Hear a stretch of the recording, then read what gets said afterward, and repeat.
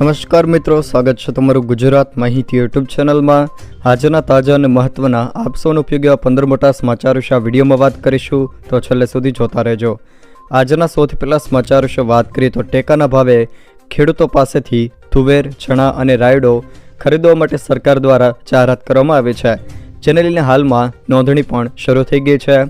ભારત સરકાર દ્વારા ખરીફ અને રવિ 2023-24 માટે પ્રાઇસ સ્પોટ સ્કીમ હેઠળ ટેકાના ભાવે તુવેર, ચણા અને રાયડાની ખરીદીનો નિર્ણય કરવામાં આવ્યો છે। જોકે આ નિર્ણય મુજબ પ્રતિ ક્વિન્ટલ તુવેર 7,000 રૂપિયા, ચણા ₹5,440 અને રાયડાના ₹5,650 ટેકાના ભાવ જાહેર કરવામાં આવ્યા છે।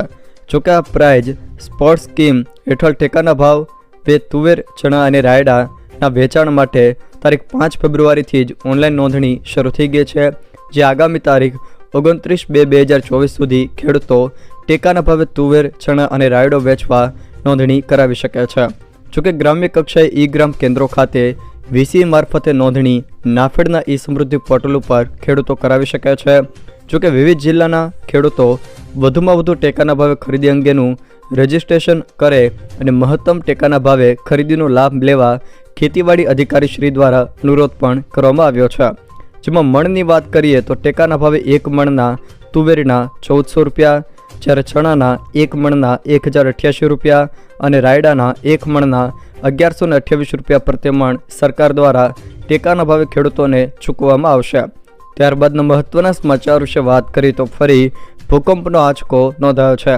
કચ્છના રાપર નજીક મધ્યરાત્રે 2.9ની તીવ્રતાનો ભૂકંપનો આંચકો અનુભવાયો છે।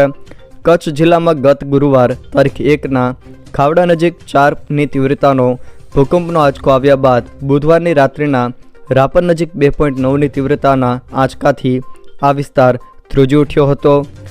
ગાંધીનગર સ્થિત સિસ્મોલોજી રિસર્ચ સેન્ટરમાંથી મળતી માહિતી મુજબ બુધવારની રાત્રિના 1:01 રાપરથી 16 કિલોમીટર દૂર 2.9ની તીવ્રતાનો ભૂકંપનો આંચકો નોંધાયો હતો।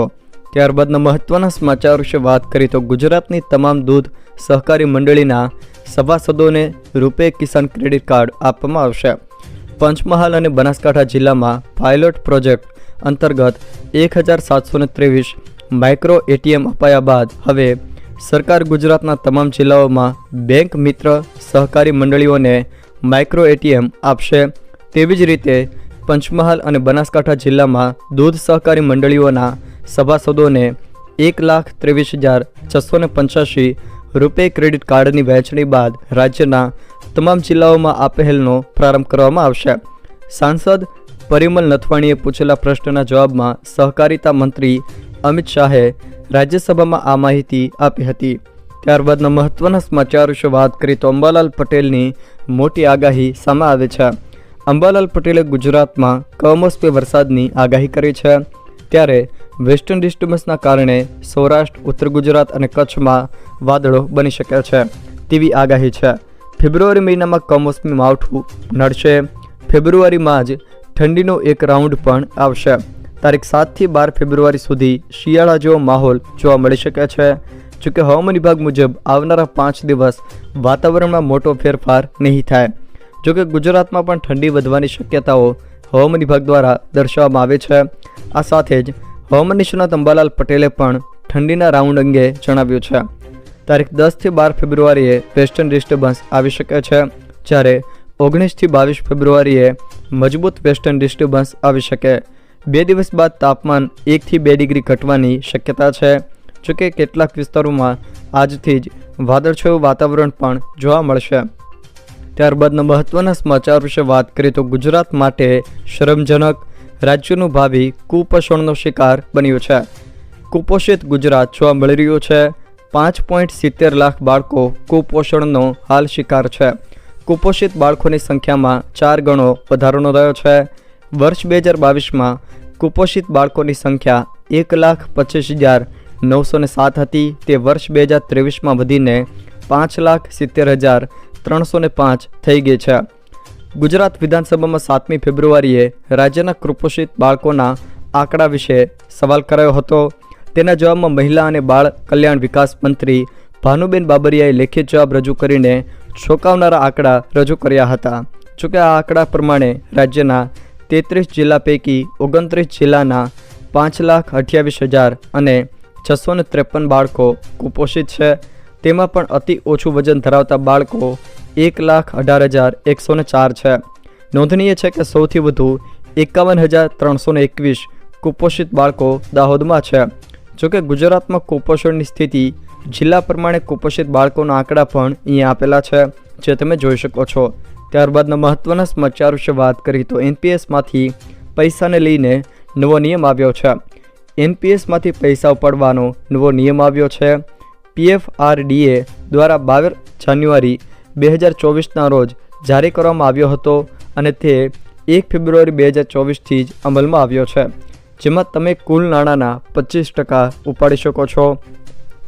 ઉપાડને લઈને એવો પણ નિયમ છે કે બે ઉપાડ વચ્ચે ઓછામાં ઓછું 5 વર્ષનું અંતર હોવું જોઈએ, જેમાં બાળકોનું ઉચ્ચ શિક્ષણ, બાળકોના લગ્ન, પ્રથમ ઘર ખરીદવા તેમજ ચોક્કસ રોગ માટે તબીબી ખર્ચ અને નવો બિઝનેસ કરવા પર જ પૈસા ઉપાડી શકાશે.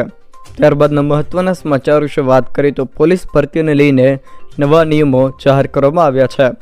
ભરતી પરીક્ષા પદ્ધતિમાં ફેરફાર કરવામાં આવ્યો છે. પોલીસ ભરતીની તૈયારી કરતા ઉમેદવારો માટે ખાસ મહત્વના સમાચાર આવ્યા છે.